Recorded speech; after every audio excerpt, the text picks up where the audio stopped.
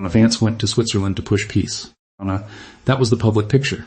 A careful American vice president sitting across from Iranian officials, backed by Qatar and Pakistan, trying to keep a fragile process alive. A 60-day roadmap, technical talks, a communication line for ships in the Strait of Hormuz. The kind of language diplomats use when they want the world to believe the fire is finally being put out. Then Trump picked up the match. He warned Iran that if it did not stop its proxies in Lebanon from causing trouble, the United States would hit Iran hard again, only harder. That is the sentence everyone heard. But it is not the whole story. The mistake is thinking this was only a clash of personalities. Vance the peace broker, Trump the wrecking ball. One man calming the room, the other blowing it up from a distance. That makes a good headline. It is simple, it is dramatic, it is easy to understand, and that is exactly why it is dangerous. Because when you look at the timing, the public story starts to bend. The same talks that were supposedly shaken by Trump's threat did not collapse. According to the mediators, the high-level round ended, but technical talks were set to continue.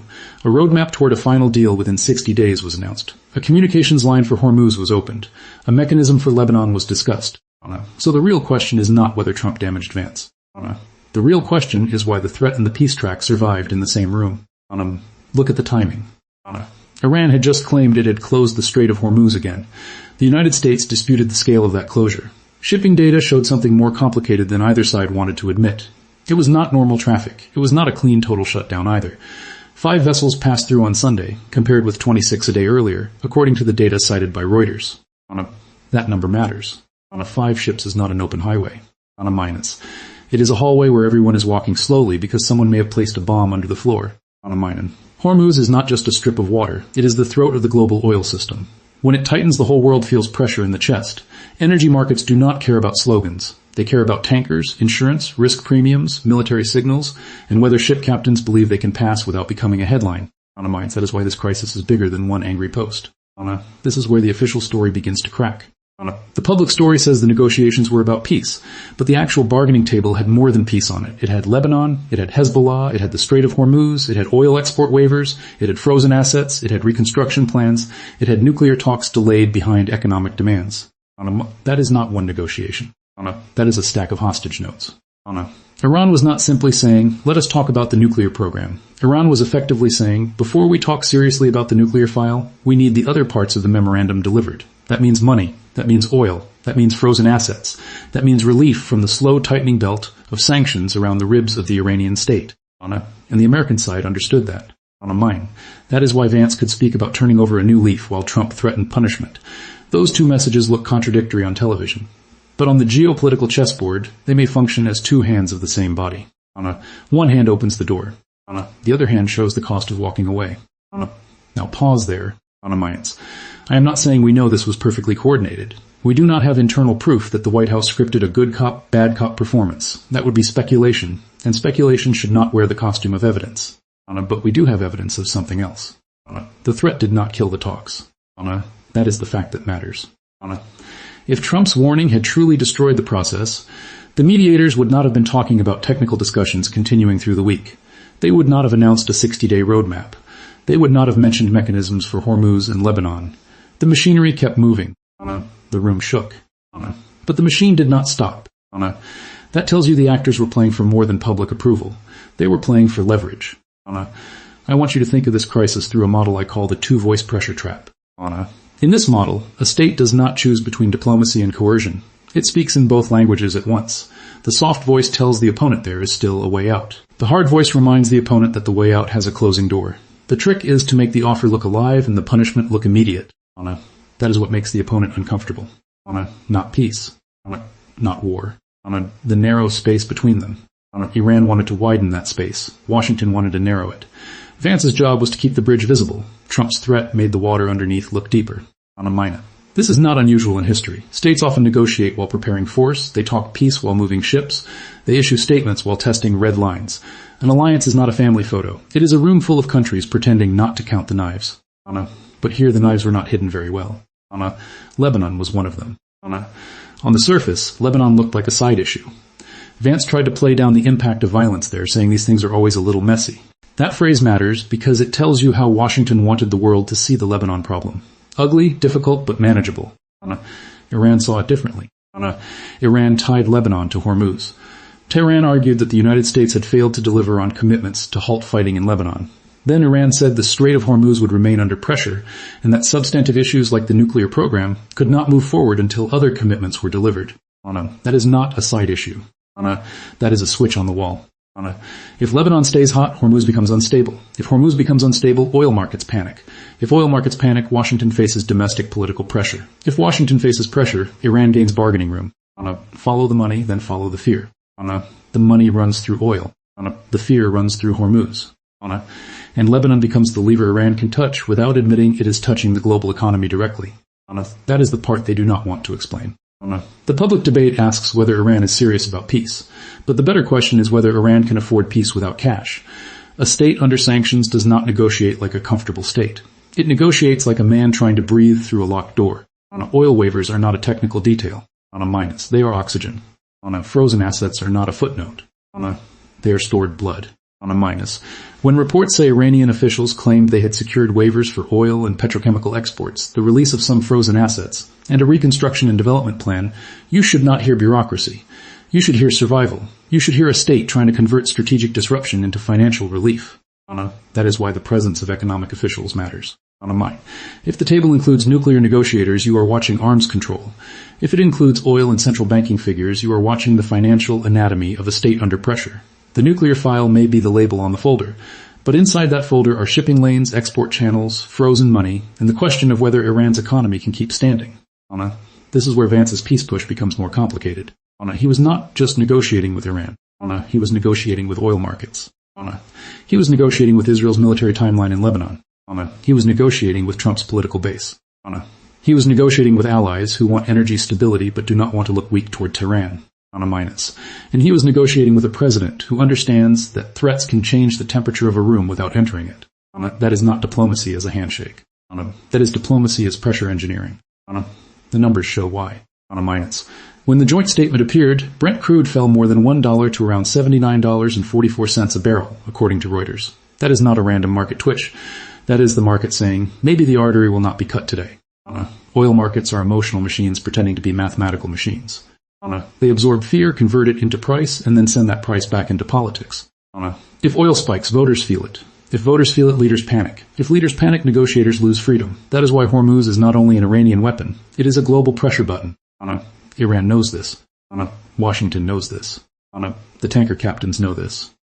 The insurance companies know this before anyone says it on television. Now look at Trump's threat again. He did not only threaten Iran over the nuclear program. He threatened Iran over proxies in Lebanon. That details everything. It shows that Washington was not treating the crisis as a clean bilateral nuclear negotiation. It was treating it as a network war, where Iran's influence in Lebanon could affect maritime traffic, energy prices, and the credibility of a 60-day ceasefire framework. In other words, the nuclear talks were sitting on top of a regional war map. The question is not what they said. The question is what they moved. They moved toward a communication line for Hormuz. They moved toward a deconfliction mechanism for Lebanon. They moved toward technical talks after a tense high-level round. They moved toward a roadmap that kept the process alive for 60 more days. That does not sound like a process Trump accidentally destroyed. It sounds like a process forced to survive under threat, and that is more dangerous. Because a process that survives under threat can either become stronger or become a trap. The sides may keep talking not because they trust each other, but because each side fears what happens if the talking stops. That kind of negotiation is not a bridge. It is a rope over a canyon. Every step matters. Every public statement makes the rope shake. This is why the Iranian walkout matters, but it should not be misunderstood. According to the Iranian account cited in reporting, Iranian officials refused to return to the room after Trump's threats became public, while messages continued through Qatari and Pakistani mediators. That is not the same as leaving the process entirely. It is theater and procedure at the same time. It says, we will not be humiliated in the room, but we are not ready to abandon the deal outside it. That is a very Iranian move. It protects dignity while preserving leverage. A weaker reading says Iran stormed out because it was offended. A stronger reading says Iran used the walkout to raise the price of continuing. In high-stakes diplomacy, offense is often currency. A state says it has been insulted so it can demand compensation for returning to the table. The emotion is real, but it is also useful. That is why Qatar and Pakistan matter so much. They are not just neutral furniture in the room. They are the shock absorbers. When the direct channel becomes too politically expensive, mediators let both sides keep moving without appearing to bend. They allow Iran to say it is not submitting to American threats. They allow Washington to say the talks are still alive. They turn collapse into indirect messaging. That is not glamorous. But in crisis diplomacy, it can be the difference between a bad day and a war. Now here's the uncomfortable part. Trump's threat may have made Vance's job harder in public, but easier in private. Again, I am saying may. This is an inference, not a confirmed internal plan. But think like an Iranian negotiator. If Vance only offers peace, Tehran may believe Washington needs the deal badly. If Trump only threatens war, Tehran may believe Washington is too reckless to negotiate with. But if Vance offers a path while Trump shows the cliff, Iran has to calculate. Can we get enough money, oil relief, and regional guarantees without triggering another strike? That is the pressure trap. The offer becomes more valuable because the alternative looks worse. This does not mean it is wise. It means it is coherent. There is a difference. A coherent strategy can still be dangerous. A disciplined gamble can still fail. A loaded gun can still misfire even if the person holding it has a plan. And the risk here is that every actor is trying to control a system no actor fully controls. Washington may believe it can separate Hezbollah from Tehran's bargaining position. Iran may believe it can use Lebanon without losing control of escalation. Israel may believe it can continue pressure in southern Lebanon while the diplomatic process survives. Oil markets may believe a joint statement means the worst is over. All of them could be wrong at the same time. This is where the official optimism begins to look fragile. A 60-day roadmap sounds reassuring. It gives the public a timeline. It gives diplomats a structure. It gives markets something to price. But 60 days in a crisis is not a road. It is a minefield measured in calendar squares. Every day can produce a strike. Every strike can produce a claim. Every claim can affect a tanker route. Every tanker route can affect oil prices. Every oil price can affect domestic politics. And every domestic political tremor can push leaders back toward threats. That is the chain. This is why I do not buy the simplest version of the headline. Vance pushes peace, Trump blows it up is emotionally satisfying, but the evidence points to something sharper. Vance pushed peace inside a negotiation architecture that depended on pressure. Trump did not necessarily blow it up. He revealed what was already underneath it. The peace track was never soft. It was built with steel edges. The strongest argument against my view is simple. Maybe Trump really did damage the talks. Maybe there was no strategy. Maybe this was just chaos from the top. Maybe Vance and the diplomats were trying to create a narrow opening, and Trump's public threats forced Iran to harden its position, walk out of the room, and demand more concessions. That argument deserves respect. Because it fits a real pattern in politics. Leaders often sabotage their own diplomats. Public threats can humiliate the other side. Humiliated states often become less flexible. And when negotiations depend on face-saving, a reckless statement can turn technical disagreements into national honor. Smart people can believe that.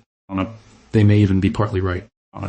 Trump's words did complicate the talks. AP described the threats as complicating Vance's efforts. Guardian reported the talks were strained and that Iran walked out. Reuters reported conflicting accounts from the U.S. and Iranian sides. None of that should be ignored. But here is what that argument cannot explain. If the threat only destroyed the process, why did the process continue? Why did mediators announce technical talks for the rest of the week? Why did they discuss a communication line for Hormuz? Why did they speak of a mechanism to address Lebanon? Why did oil prices fall after the joint statement instead of exploding upward? The answer is not that Trump's threat had no effect. The answer is that the effect was absorbed into the negotiation instead of ending it. The threat became part of the bargaining atmosphere. It raised the temperature, but the engine kept running. That is the crucial distinction. Chaos is when the machine breaks. Coercive diplomacy is when the machine shakes but keeps producing pressure.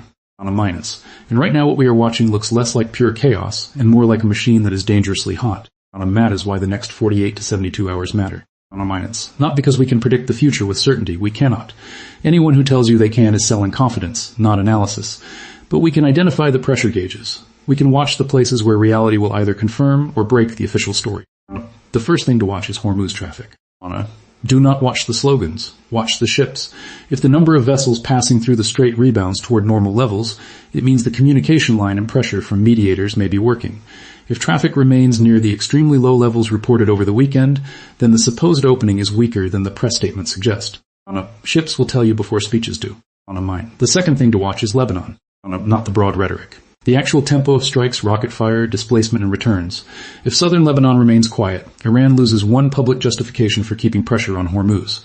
If violence flares again, Tehran can say Washington failed to deliver, and the entire 60-day roadmap begins to wobble. Lebanon is the fuse hidden under the negotiation table. The third thing to watch is whether the technical talks produce concrete language on oil waivers and frozen assets.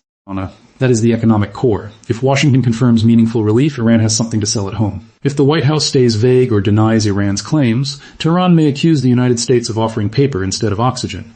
The nuclear issue may get the headlines, but oil and assets may decide whether the process breathes. These are the three gauges. Ships. Minus Lebanon. Minus money. Everything else is noise until one of those moves. And if you want to understand why Trump's threat was so explosive, you have to see what it threatened to expose. It exposed that peace was not being built on trust. It was being built on mutual exhaustion. Iran needs relief. The United States needs stability. Israel wants security space. Markets want predictability. Mediators want the process alive. Every actor is tired, but none wants to look tired. That is how wars stumble toward deals. Not through sudden friendship. Through pressure, fear, calculation, and the realization that the next escalation may cost more than the next compromise. But here is the danger. When a peace process is held together by fear, every side may start believing fear is the only tool that works. Washington threatens harder. Iran closes more. Israel strikes deeper. Hezbollah fires back. Markets panic faster. And suddenly the ladder everyone was using to climb down becomes the ladder everyone uses to climb higher. That is the nightmare hidden inside this moment. The public sees Vance at a Swiss resort and hears the language of diplomacy. The market sees Brent moving and tries to price relief. Iran sees frozen assets and oil waivers. Trump sees leverage. Israel sees Lebanon. And the Strait of Hormuz sits there like a dark valve under the whole system, waiting to be turned.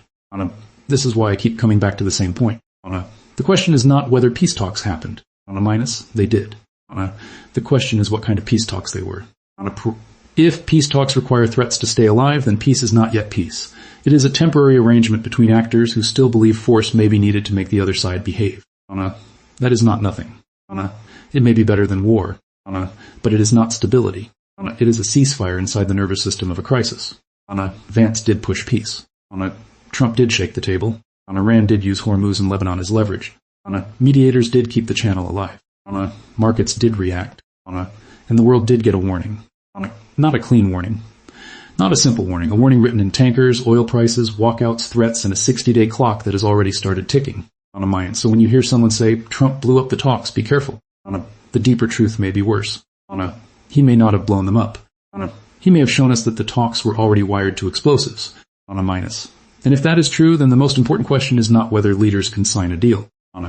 It is whether a deal built under fear can survive the first moment when fear stops working.